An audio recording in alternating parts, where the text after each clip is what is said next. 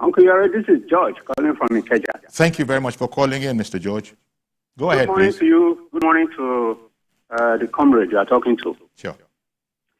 Uncle Yara, with due respect to Mr. Shilsani, I want to disagree with some of his arguments. These military juntas that we are talking about, their argument is that France had over-dominated them. If that is true, what are they doing with Russia now? We are aware that it is Russia that is coordinating them with also another hidden agenda. I am in total support of a blockade against those military juntas. The reason being that, the time this subject came up, I was of the view, and I'm still of the view, that the first thing the ECOWAS will have done is to expel them and go to the African Union, promote the same idea, to expel them until they return to democracy before they are readmitted. There is an argument now that that what is being done to them will put Nigeria in danger. I don't quite agree with that. Instead, if we allow it to stand, we are putting our own democracy in danger. Because the military in our country will think it is something they can do and get away with it since our neighbors are doing the same thing. If Niger and the rest are not comfortable with their leaders, they should put it to vote and let the people decide. What is the criteria for these military people saying that the people do not like what was it not the same people that elected those leaders they dethroned? So I am not able to buy that argument. The economic aspect of it is not only Nigeria that will lose, it is those countries themselves will also lose. It is an economic block, true, but you cannot have a good economy without a sound democracy. One person will pocket the money and nobody has the right to challenge him. You cannot take him to court. You cannot even criticize him. What kind of economy is that? Okay, Mr. George. Thank you very much for calling in. But Senator Sonny, our military has been saying over and over again that, the leadership of our military has been saying over and over again that what Mr. George suggested is simply not on the cards at all. And but you heard him yourself. Your comments, please, on his submission. Yeah. Well, first of all, I have listened to his own line of argument. But what I want to bring his attention to it is that sanctions has never worked in terms of changing governments. And those of us who are in the northern part of the country, we know how it feels to stay by a hostile neighbor. And what Nigeria is doing now is like when you have a neighbor that has divorced his wife, then you come and say that any person who is going to be my neighbor must be a married man. You have no right to dictate to them what kind of government they should have. And if you are talking of looting, is money not being looted in Nigeria under democratic? What has happened under Buhari's regime for 8 years? Has it happened in those countries? When central bank became simply a bazaar and a Father Christmas for some persons in government. So that is not the issue. But what I'm saying is that as far as we are concerned, we shouldn't be the policeman of democracy in Africa. We have a lot to address here as far as we are concerned. And if Nigeria attempts to bring the issue of Niger, Mali, and Burkina Faso, African Union, they will simply be disgraced. They will not be expelled. They will not be expelled from the African Union. Because how many countries in Africa are truly democratic? Please, let's tell ourselves the truth. Equatorial Guinea is said to be democratic. The president has been there for 40 years. Cameroon is said to be democratic. The president has been there since 1980. And Congo-Brazzaville is for 30 years. They are all in power. Eyadema has died and he's given power to his son in Togo. So please, this is not what you're supposed to do.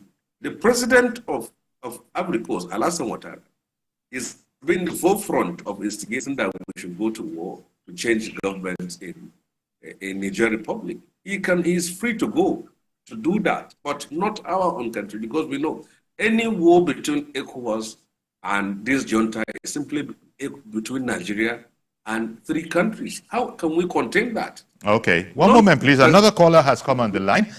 Good morning to you. Please identify yourself and where you're calling from. Yeah, very good morning, sir. And then this is Yakub from Dokbemo. Good morning, Yakub. Thank you for calling in. Yeah, thank you very much. And then good morning to Cooperative Sonny. I totally agree with Mr. George. And then even though the situation is so dicey, I quite understand the stand of Cooperative Sonny. But to me, the issue is this. Yes, Nigeria as it is now, I don't think we can prepare to go to Mali or Niger or Burkina Faso to try to say that I want to change the government of that state or quote and unquote. Even the ECOWAS as a whole, I don't think they have the resources to do that now. Yes, negotiation within these guys, yes, it's welcome idea, but are they ready to listen to anybody? Because the issue is this, they take over the power, maybe all because they were saying that the terrorists are killing their people and all that. Are they able to stop the terrorists being killing their people now?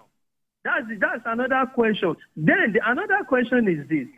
If Niger, that's very close to us there, they are putting threat to Nigerians, quote and unquote. I think Nigerian government should sit tight and make sure that this does not happen to the citizens. And then Sheikh Hussaini said something which I am very happy I remember, that if Nigerian people, they really want to change their government, they should be, he mentioned, if I don't make a mistake, he mentioned that they should be ready to go to jail, they should be ready to take the bull by themselves, and then Nigerians should support them. How do we go to support them? Because we do respect Mr. Sheikh Hussaini, as it is today, nobody that's ready to go to jail the way you guys did then, because everything has been changed. Because even in Nigeria, God forbid, we can never go back to that kind of era again. If something like that happens, I'm putting it to Congressman saying, are you ready to take the book the way you did after that time? Because the issue is this. Yes, I'm putting it to you, sir. Okay, all right. Mr. Yakub, thank you very much. We got you. Senator, you just heard that viewer say, the time when, people were, the comrades were ready to, confront the situation that they felt was unfair, and if it means incarceration, so be it. Those days are over. He even asked the rhetorical question, today, sir, would you be as forthright as you were back in the day? Maybe you just answer that in passing, because I wanted to come back quickly to the question of combating insurgency, banditry, and kidnapping, and how the present situation is marring that. Well, first of all, I will tell you that conscience is not about age. It's about conviction. It's about beliefs. It's about principle. If you believe in something, you should be able to stand up and fight for it. After all, by the time we were in jail, Wole Soyinka was far ahead of us in age, and we were still fighting. So at any time when there is an attack on democracy, there are many of us who are prepared to go to prison, even if we will not be able to do what we did when we were younger, but we believe that there are younger people who will be there earlier than us. So they have more stronger fighting spirit than we are today. I think they are still doing it. But that is aside. If we want to keep democracy, sustain democracy in Africa, we need to play the game by play. We have to respect fundamental rights. respect our constitution, organize free, fair, and credible elections, and so on and so forth. You can't be calling yourself civilian government and you end up rigging election, looting the treasury of the country, and then violating fundamental rights of people, and then you call yourself democracy. So many things can happen in that aspect of it. Why we are particular about Niger Republic is the proximity of Niger Republic and the consequences of the collapse of law and order in that country, and the fact that their people are in support of their own military government. Many of their people are in support of their military government. So what do you do? If they are in support of it, there are people who are opposed to it. We can allow ourselves, when Nigeria was under military rule for 20 years, which country launched an arm attack against Nigeria to change over? In fact, many of these Western countries refused even to impose sanctions when many of us were in prison. They refused to impose sanctions on Nigeria. They were still dealing with Abacha and Babangida's government at that very time. So it is the civil society, it's the people of the country that can change their government. It's not us.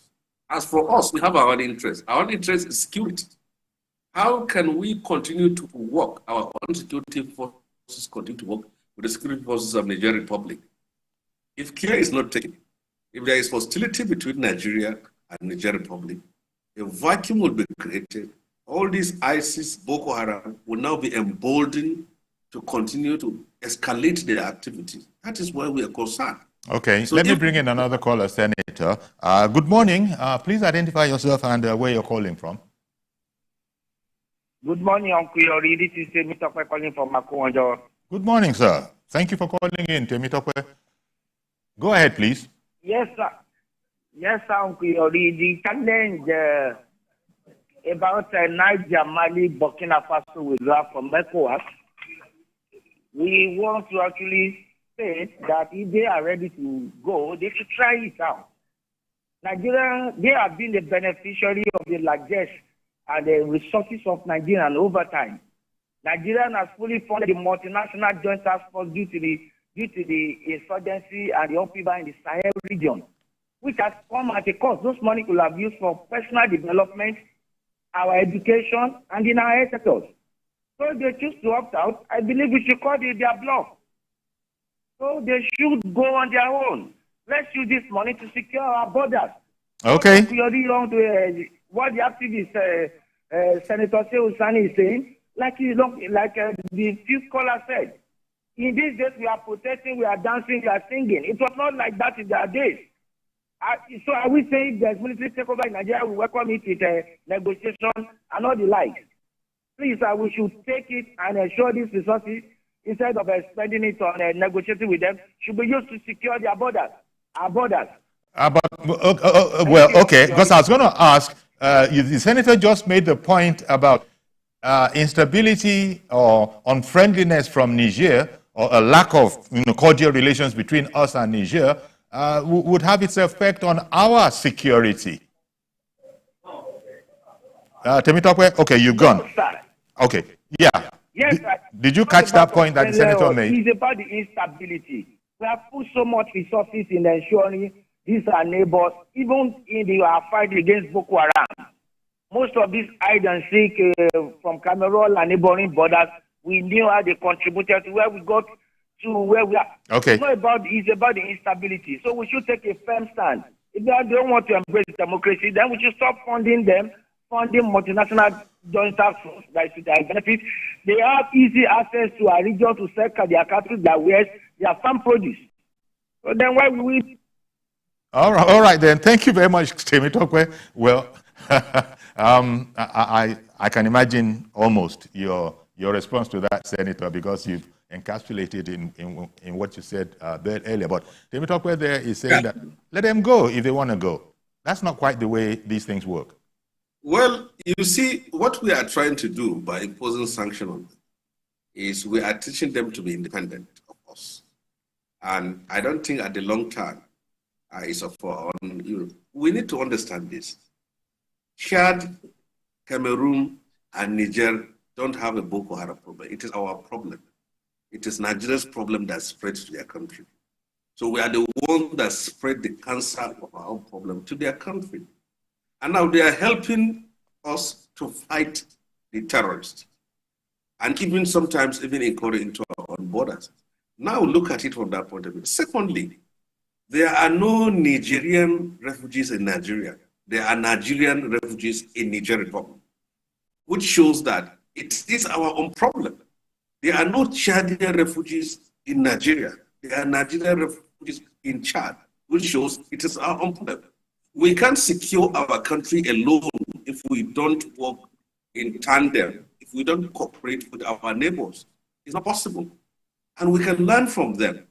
If you kidnap any person in Chad, it will take 24 to 48 hours before they got to the terrorists or the kidnapper. There's something in Niger. There's something in northern part of Cameroon. But in Nigeria, it's not the case. We need the support of this country. If they are having a military government, that is not our own government. Military, I don't think military will take over Nigeria as of this time here. We have gone far beyond that. I pray so. But if they have that problem, we can say, okay, but on issues of security, let's work together. And it is give and take. We can't cut electricity supply to Niger Republic and say that will make their government, their people to overthrow their government. Pressures in countries, this kind of sanction, rather garner more support from their people. It doesn't push the people away from the government. We should know. Europe is far away from Niger. We are not far away from it. If there is a breakdown of law and order in Niger, it will affect us. Look at what happened in Sudan. So all what I'm saying is that let's continue to engage them. It is for our own interest. Okay. It is in the interest of our security of our country. Indeed. Katsina State in the front line, Jigawa in the front line, Sokoto and Zamfara are all in the front line.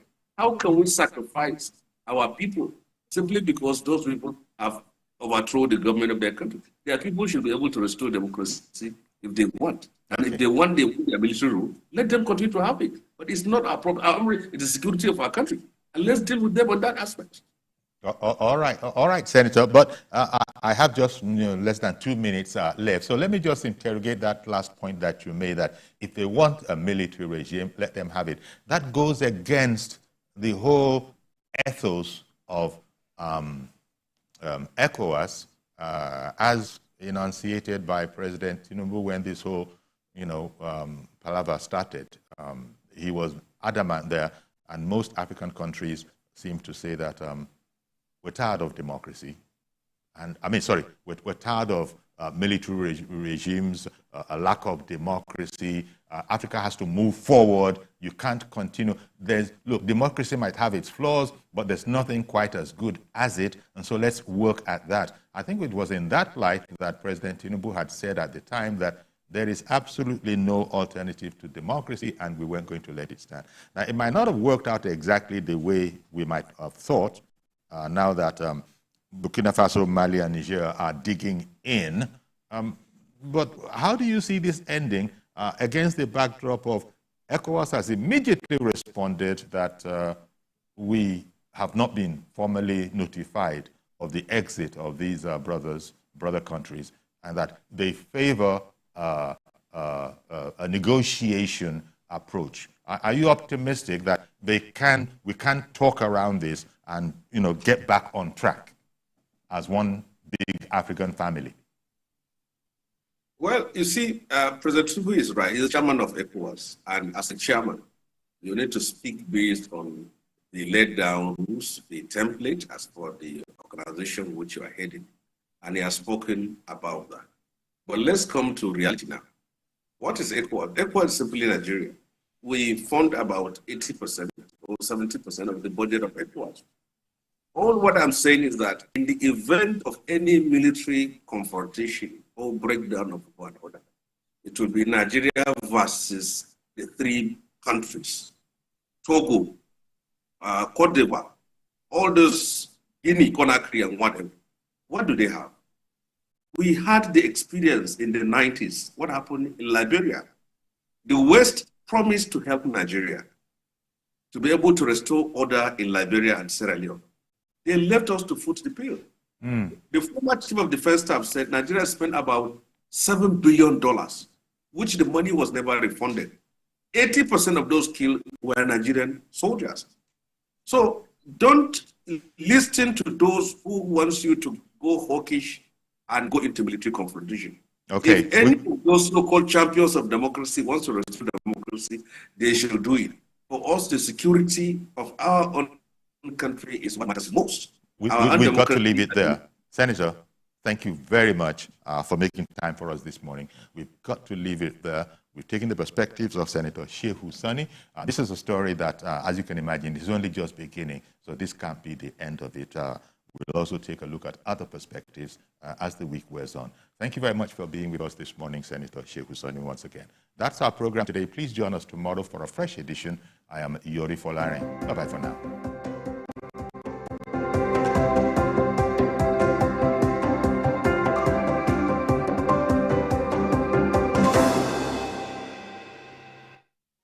If you want to become something, become a child again. Why be a patient? If you must worry, then worry about winning. Why worry about germs? When you come home, bring tales and stories. Why bring in germs? Shield your families from germs. When Dettol is a part of every household bucket, then you and your family can stay protected from up to 100 illness-causing germs. Everyday use of Dettol